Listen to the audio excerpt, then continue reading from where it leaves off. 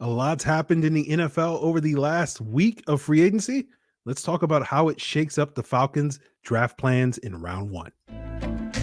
You are Locked On Falcons, your daily Atlanta Falcons podcast. Part of the Locked On Podcast Network, your team every day.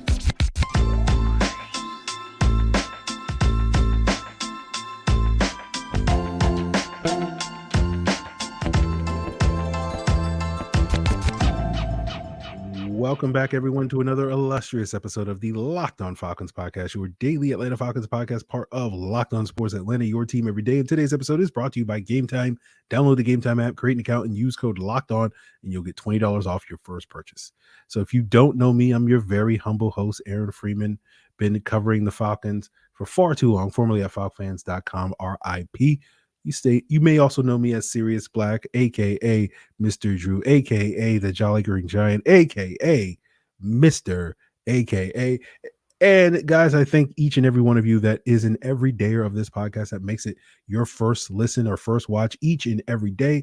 And all you got to do to become an everydayer is subscribe or follow for free on YouTube or wherever you listen to podcasts.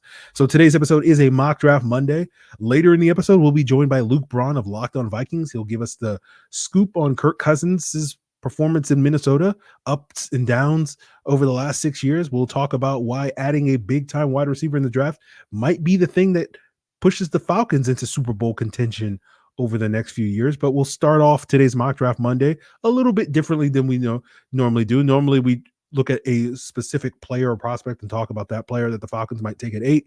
But instead, we're just going to look at how the top 7 picks are going to go, given that we've now seen a lot of, personnel changes across the league with those 7 picks. And, you can fill in the blanks as you see fit with those picks. But basically, as things sit here today, I think the Falcons at 8 are probably going to take a wide receiver, a pass rusher, or potentially trade back.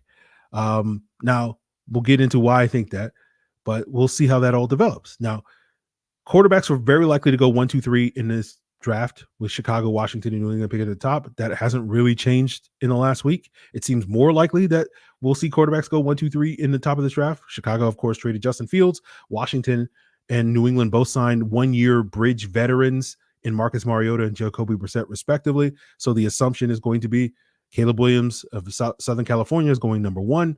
And then in some order, Jaden Daniels of LSU and Drake May of North Carolina will go 2 and 3. I still think it's more likely to be May at 2 over Daniels, but we'll see how that goes.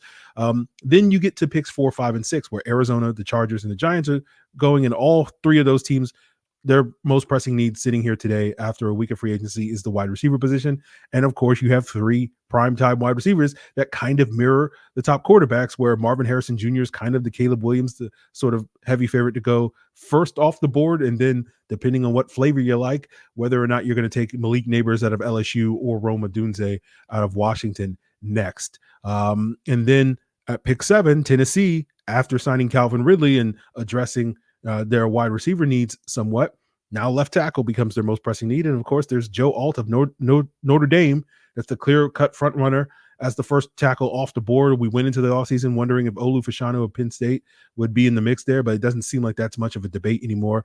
And so if the top 7 goes chalk like that, the Falcons are pretty much sitting there at 8, probably taking the best defensive player in the draft. I think that's likely to be a pass rusher. There's a case to be made that maybe that's a corner, right? I'm not sure we're at that point yet where we can seriously engage that conversation, but we might get there in the next 5 weeks. And probably, again, we'll see how it goes. That will probably be either Quinyon Mitchell out of Toledo or Terrion Arnold out of Alabama as that top corner. But I think the 3 top pass rushers, similar to kind of the quarterback wide receiver, except for probably not as much of a clear-cut favorite in this group, is Dallas Turner out of Alabama, Jared Verse out of Florida State, and Laiatu Latu out of UCLA. And that seems to be, whatever preferences the Falcons go. Like, I would guess they'd probably prefer Turner or Verse over Latu, but we'll see how that goes if they do wind up taking an edge rusher. I think Turner is probably the guy that's consistently picked first out of that group, but we'll see how that goes. But here's the interesting wrinkle now that also occurred in the last couple of days, which is the Minnesota Vikings acquired a second first-round pick from the Houston Texans, number 23 overall, and now they have 2 first-round picks, 11 and 23, they have the ammunition, and they have the motivation to come and trade up for a quarterback. And there's probably going to be a lot of speculation that they're potentially going to be able to get into the top 3. I don't know if I buy that quite yet, but I do think the general sentiment seems to be that Minnesota has the ammo to move up to 4 or 5 to get QB4, right? Where Arizona and the Chargers are 2 teams that I think are prime trade back teams at 4 and 5. And Minnesota could go get QB4, which is presumably Michigan's JJ McCarthy. And that potentially changes the math of the top 7, because if we now have 4 quarterbacks go in the top 7, right? That means one of these wide receivers or offensive tackles is going to fall, right? And especially if, one of these wide receiver needy teams like Arizona or the Chargers trade out, suddenly a quarterback goes in that spot, and that's one less wide receiver in the top 7. And so potentially the 3rd best wide receiver in this draft class could be available for the Falcons, could be on the board at 8 when the Falcons are on the clock. And so, imagine if Arizona trades out and we go quarterbacks 1, 2, 3, 4 for the first time in NFL history. Harrison slides to the Chargers. The Giants take whoever they think is the next best wide receiver. And then Tennessee has a choice of, do they take an offensive tackle or take a wide receiver? Now, their needs suggest offensive tackle is the more pressing need, but they could absolutely take a wide receiver there, right? Calvin Ridley is 30 years old. He basically signed a 2-year deal. DeAndre Hopkins is going to be 32 this year. He's in the final year of his contract. Treylon Burks, who they drafted in the first round 2 years ago, has been a bust up to this point. And we know head coach Brian Callahan comes from that Cincinnati offense where they had 3 dynamic weapons that spearheaded that Bengals team to a Super Bowl a couple of years ago. And we've already heard him publicly state that if he had this choice between a wide receiver and offensive tackle, he'd choose wide receiver, similar to how the Bengals, 3 years ago chose Jamar Chase in the Penny Sewell versus Chase debate. And I don't think they've lived to regret that choice. So, if that was the case, if we got 4 quarterbacks and 3 wide receivers in the top 7, that would leave, Joe Alt there potentially as the top player for the Falcons at 8. Would the Falcons take him? I don't think so. I know there's other people that think that would be the case. We've talked before about, this year, after this season, you have the opportunity to move on from Jake Matthews and or Caleb McGarry. I don't think the Falcons are eagerly looking to do that and would basically take Alt with the idea of stashing him for a year. I don't see that happening. Maybe other teams picking in the top 10. I'm looking at you. The Jets might be thinking more along those lines, but we'll see how that goes. But, I do think if Alt is there, the Falcons will certainly be answering the phone to see if anybody wants to come up for that top left tackle. Probably the team outside of maybe the Jets at 10, most desperate for a left tackle in the top 15 is probably the Saints at pick 13, 14, wherever they're picking. We'll see about that. But, I think this is where the trade back conversation happens, right? If the board falls a certain way and the wide receivers are gone, then you can have a conversation about the trade back. And I think when it comes to the pass rush conversation, I don't personally have a strong preference between Turner versus Latu. They're all kind of equal in a lot of ways. Like they have different strengths and weaknesses or whatever, but it all kind of balances out in a lot of ways. And so to me, it does make sense that if the Falcons are going to wind up taking the pass rusher at 8, that if you can move back, 3-5 spots or so, you can probably get the number 2 edge rusher probably still, and also pick up like a 3rd round pick in addition to that. And so whoever you think is the number 1 guy, let's say you're a big Dallas Turner guy, like I would argue that Verse plus a 3rd round pick is worth more valuable than Dallas Turner. Or if you think, vice versa, Verse is the top guy, then I would say Turner plus a 3rd round pick or Latu. You get what I'm saying. So that would be something that I would certainly be interested in doing. We'll see if the Falcons wind up doing that. My favorite part of the draft is, it's like being a kid on Christmas where you wake up, you run down the stairs and you're eagerly anticipating what you're going to get. That's, the unknown nature of the draft is the fun part of it. So we're going to continue to talk about all the different permutations of how this draft may go over the next 5.5 weeks. Until then, we wake up on that and sprint down the stairs for that Christmas gifts. But, I would say in the meantime, embrace the unknown rather than obsess about it. But I know some of you guys like to pin the entire fate of the world, right? The end is nigh on, who the Falcons are going to take in round 1. If they take the wrong person, then all is lost, which is why I think so many of you guys passionately argue for, one direction, pass rusher or pass catcher at that 8th overall selection.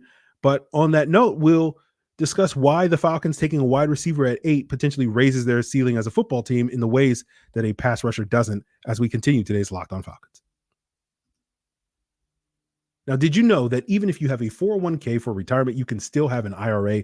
Robinhood has the only IRA that gives you a 3% boost on every dollar you can contribute when you subscribe to Robinhood Gold. But get this, now through April 30th, Robinhood is even boosting every single dollar you transfer from your other retirement accounts with a 3% match. That's right, no cap on the 3% match. Robinhood Gold gets you the most for your retirement thanks to their IRA with a 3% match. This offer is good through April 30th. Get started at robinhood.com/boost. Subscription fees apply. And now for some legal info.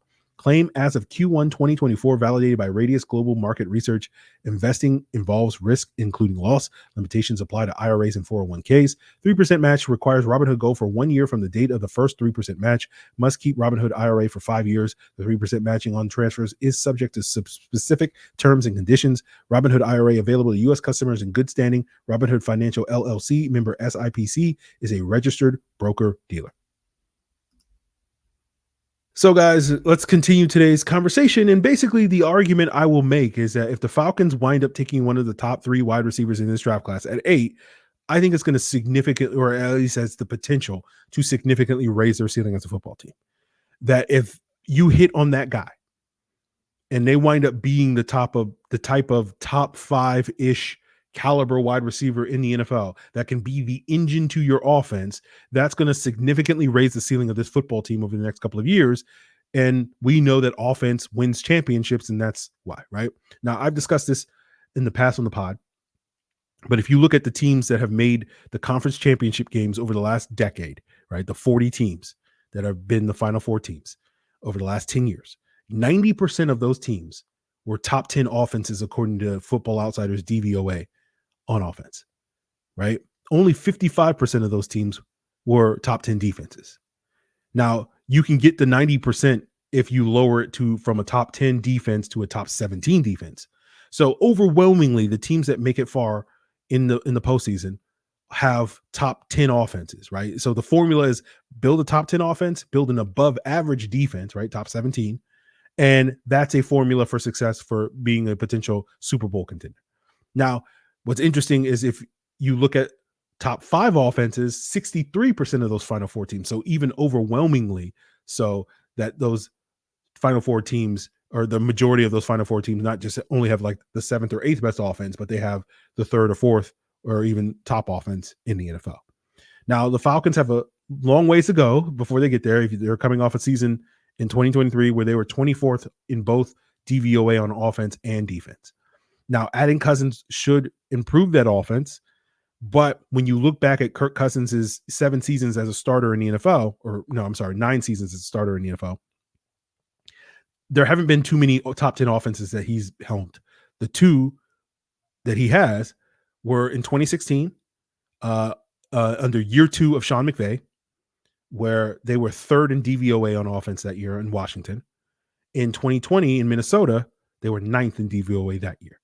Now you look at the other rankings of the other previous years, 2015, 13th, 2017, 20th, 2018, 20th, 2019, 11th, 2021, 13th, 2022, 20th, and 2023, leading up to Kirk's injury, they were 14th, right? And then they fell after that point.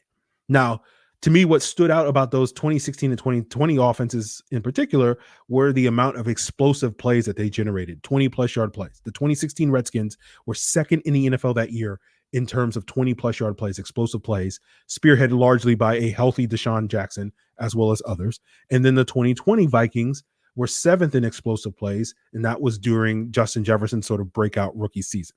Now, we know Justin Jefferson has been the most explosive player in the NFL in terms of generating those 20-plus yard plays over the last 4 years. He's basically taken the championship belt from Julio Jones, who held that belt for basically the decade prior to that.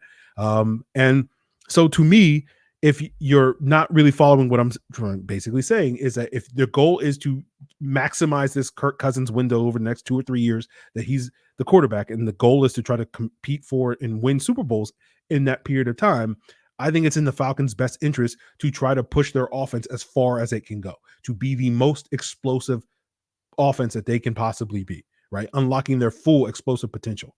Right now, later this week, possibly tomorrow's episode, we'll talk a little bit more in depth about what a Zach Robinson-led Falcons offense can do to maximize Kyle Pitts and Drake London.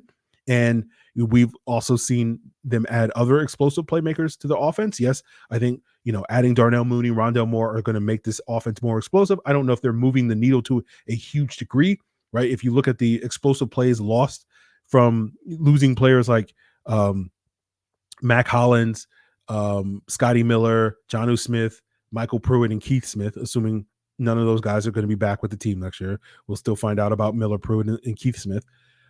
You lost 12 explosive plays last year. Mooney, Moore, and Ray McLeod are adding 15 explosive plays from what they did last year. And so this is why you're going to hear me over the next 5 weeks spend time on this podcast talking about the Falcons adding one of those top 3 wide receivers, because I think they have the potential, to add 15 plus explosive plays all in one fell swoop, potentially right away. And then if one of those guys turns into a Justin Jefferson type of player, and I think all of those guys have potential. Again, I'm not going to say that they're going to be the best wide receiver in the league, which is where Justin Jefferson is widely considered to be, although I think a lot of people think Marvin Harrison has that type of potential, but he's probably not going to be there at 8. But something close to that, then I do think that's going to really, really push the ball forward for the Falcons, right? That if that guy turns out to be a Justin Jefferson, Julio Jones type of player, that single move could potentially transform this Falcons offense into a legit Super Bowl contender, right? Or at least the type of offense that we've seen past Super Bowl contenders, again, being that top 5, top 10 offense be, right? Now, this is the point where I remind you, the draft is a crapshoot. And there's no guarantees that any of these guys are going to be on that level, right? Any of these guys, as talented as they are, could absolutely bust out, right? We've seen plenty of wide receivers get taken in the top 10 that not turn into superstars. But let's wrap up talking about the case for a pass rusher.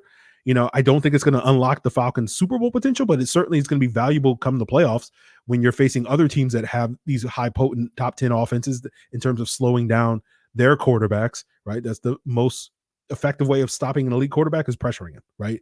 And you're going to face a lot more of those guys in January than you do during the regular season. Now, fortunately for the Falcons, playing in the NFC, that is not as big an issue as it would be if they were in the AFC right now. Now, we'll see how, the NFC quarterback landscape looks, with Caleb Williams and whoever Washington takes at 2, sort of joining the fray in the next couple of years.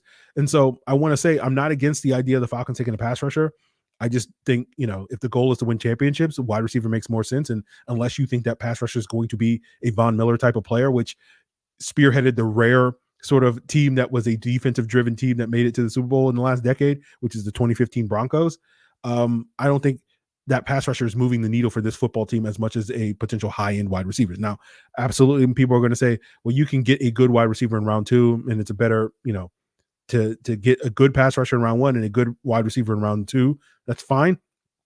I think you can get a potential great wide receiver in round 1. And even if that means you're not getting a good pass rusher in round 2, we'll see. Again, your mileage may vary on that.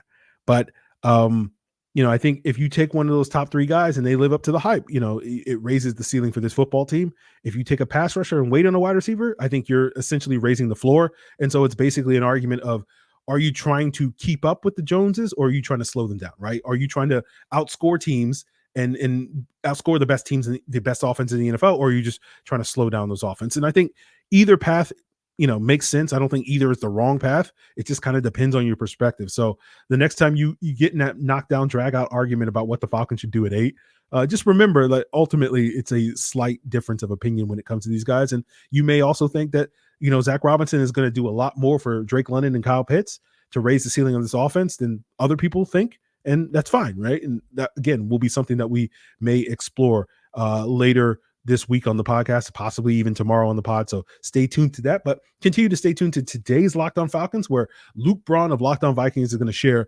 why he thinks things didn't quite go right for the Kirk Cousins era in Minnesota over the last 6 years, and if things could possibly be better for the Falcons over the next 2 or 3. Game Time is the fast and easy way to buy tickets for all the sports, comedy, music, theater near you.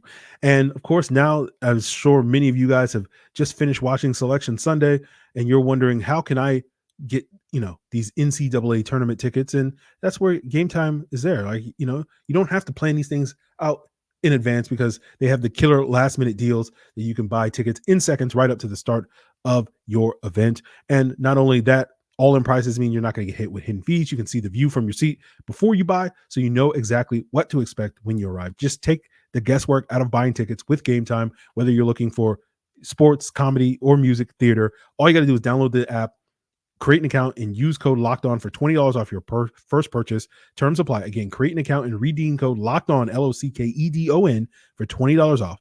Download Game Time today. Last minute tickets, lowest price guaranteed.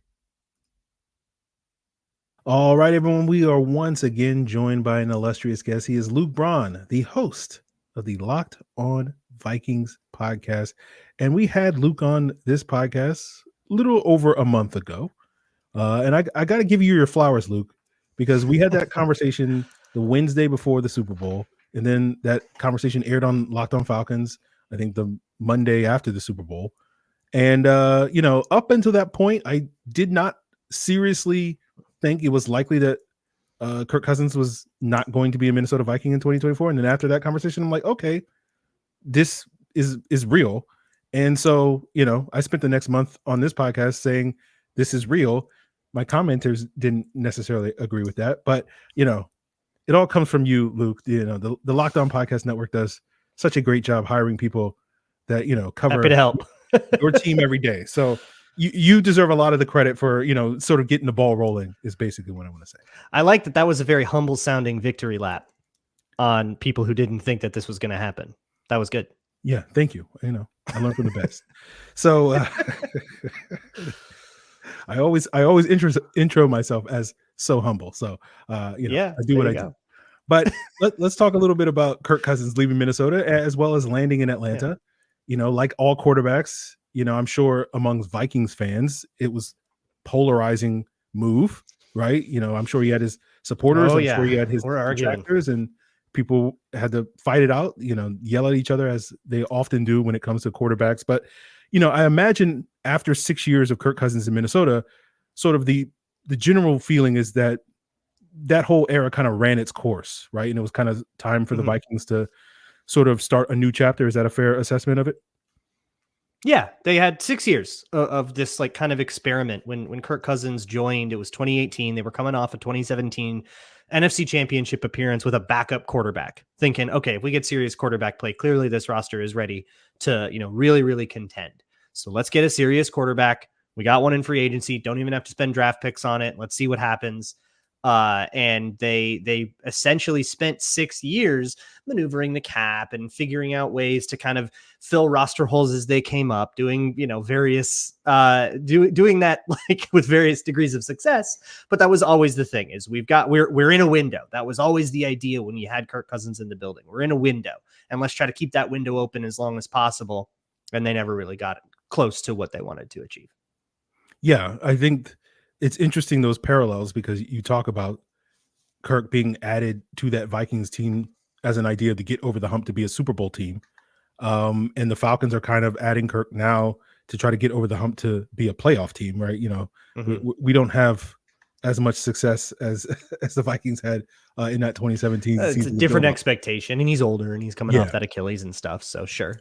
But I'm curious, how much of the shortcomings of the Vikings over the last 6 years do you feel? I know there's probably very loud voices that feel strongly one way or the other, as I said, polarizing. But how much do you feel like the Viking shortcomings would you put on Kirk Cousins at the quarterback position?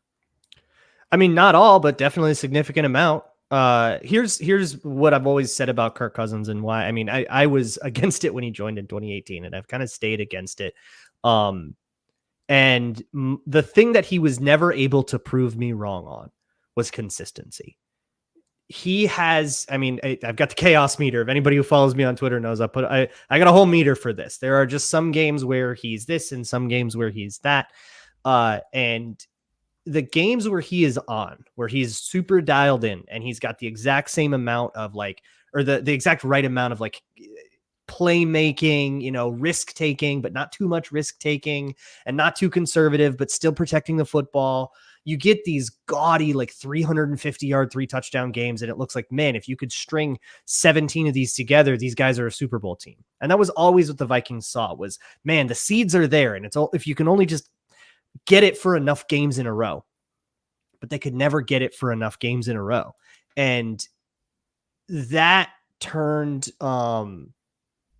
promising seasons into disappointing ones, especially once you get to the postseason, because to win the Super Bowl, you got to win 4 games in a row, right?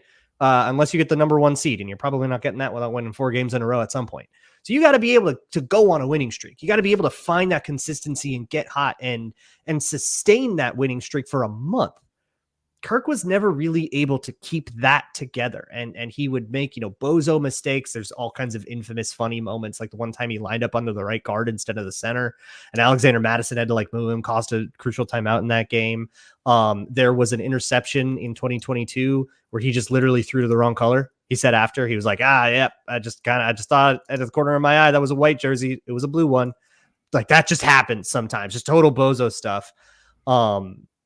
And you don't get to go long enough without that stuff. So if you want the why couldn't they get over the hump, that is a huge part of it. But that said, it certainly wasn't all Kirk Cousins. There were offensive line issues for most of his time here, up until the very end here. And in fact, the best offensive line he had was in 2023, and he gets hurt in a clean pocket, by the way.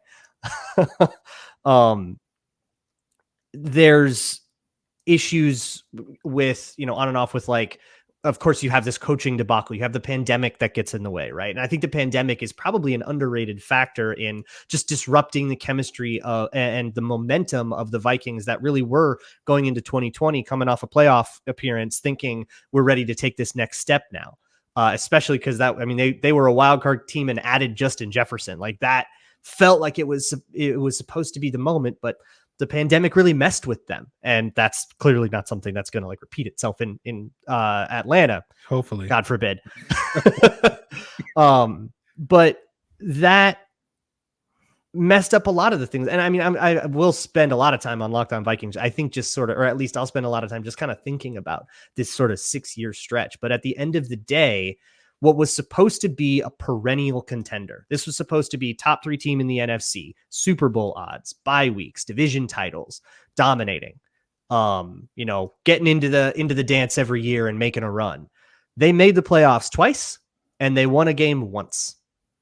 That's not good enough.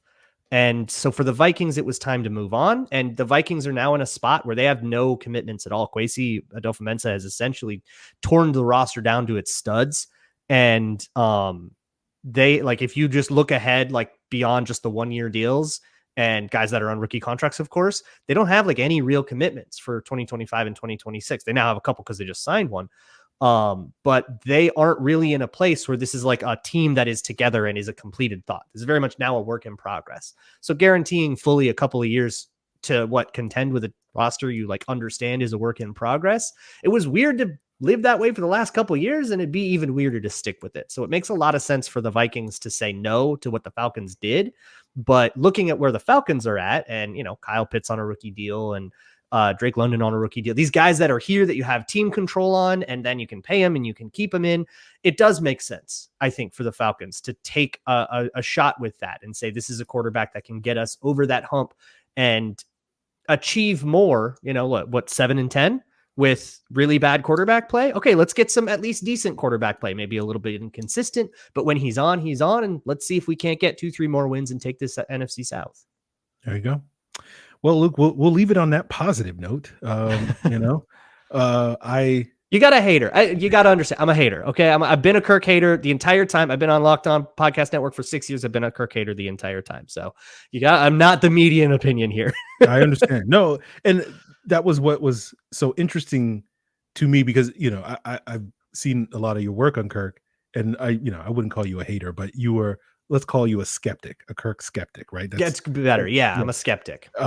Just asking questions. Part of me wondered when we had that conversation back in February, about him departing, part of me was wondering, is this wishful thinking on the part of Luke more so than maybe, you know? And so like that was the one thing that sort of gave me pause, is like, is Luke just basically like yeah, they're going to get rid of Kirk. But anyway, maybe you wound up being right. So it yeah, it works. We take those. Yeah. So I think that's where we'll lead the conversation. If you're willing to bequeath the chaos meter to me now that I get to cover Kirk Cousins, I will happily accept that moving forward. So if I will send you the Photoshop file, and it's all yours to either let it die or to keep posting as you wish. Okay. I appreciate that. So I will take on that responsibility. We'll do a whole like ritual and ceremony passing off the torch. I'll email it to you right now. So guys, that's going to do it for us here. In all likelihood, tomorrow's episode, we'll take a deeper look at Kirk Cousins and what he can do, and Zach Robinson and what they can do to maximize Kyle Pitts and Drake London's explosive potential in this offense on tomorrow's episode, as well as talk about whatever else is on the horizon. I do want to sort of talk about the team's current team needs at some point later this week. So that may also be on the horizon on tomorrow's episode too. So continue to make Locked On Falcons your first listen. It's all part of the Locked On Podcast Network, your team every